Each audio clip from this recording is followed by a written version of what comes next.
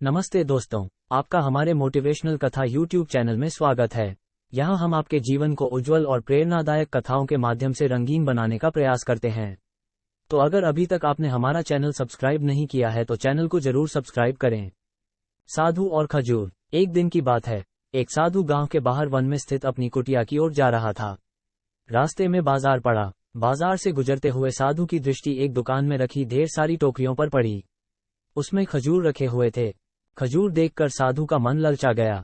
उसके मन में खजूर खाने की इच्छा जाग उठी, किंतु उस समय उसके पास पैसे नहीं थे। उसने अपनी इच्छा पर नियंत्रण रखा और कुटिया चला आया। कुटिया पहुंचने के बाद भी खजूर का विचार साधु के मन से नहीं निकल पाया। वो उसी के बारे में ही सोचता रहा। रात में वह ठीक से सो भी नहीं पाया।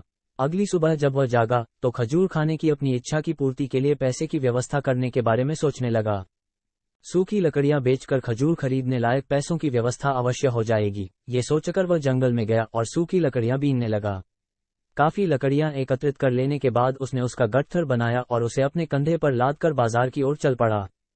लड़कियों का गट्ठर भारी था, जिसे उठाकर बाजार तक की दूरी तय करना आसान नहीं था, किंतु साधु चलता गया। थोड़ी देर में उसके कंधे में दर्द होने लगा, इसलिए विश्राम करने वो एक स्थान पर रुक गया। थोड़ी देर विश्राम कर वो पुनः लकड़ियां उठाकर चलने लगा। इसी तरह रुक रुक कर किसी तरह वो लकड़ियों के गट्ठर के साथ बाजार पहुंचा। बाजार में उसने सारी लकड़ियां बेच दी। अब उसके पास इतने पैसे इकट्ठे हो गए जिससे वो खजूर खरीद सके। वो बहुत प्रसन्न हुआ और खजूर की दुकान में पहुंचा। सारे पैसों से उसने खजूर खरीद लिए और वापस अपनी कुटिया की ओर चल पड़ा। कुटिया की ओर जाते जाते उसके मन में विचार आया कि आज मुझे खजूर खाने की इच्छा हुई। हो सकता है कल किसी और वस्तु की इच्छा हो जाए।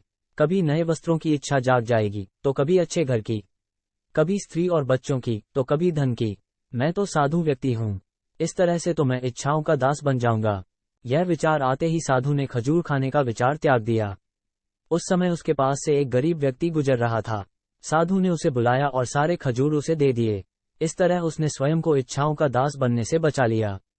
सीख: यदि हम अपनी हर इच्छाओं के आगे हार जाएंगे तो सदा के लिए अपनी इच्छाओं के दास बन जाएंगे। मन चंचल होता है, उसमें रह रहकर इच्छाएं उत्पन्न होती रहती हैं, जो उचित भी हो सकती हैं और अनुचित भी। ऐसे में इच्छाओं पर नियंत्रण रखना आवश्यक है। सोच विचार कर इच्छाओं के आंकलन के उपरांत ही उनकी पूर्ति के लिए कदम बढ़ाना चाहिए, तभी जीवन में सफलता प्राप्त होगी। हमें इच्छाओं का दास नहीं बनाना है, बल्कि इच्छाओं को अपना दास बनाना है। अगर अभी तक आपने हमारा चैनल सब्सक्राइब नहीं किया है तो चैनल को जरूर सब्सक्राइब करें।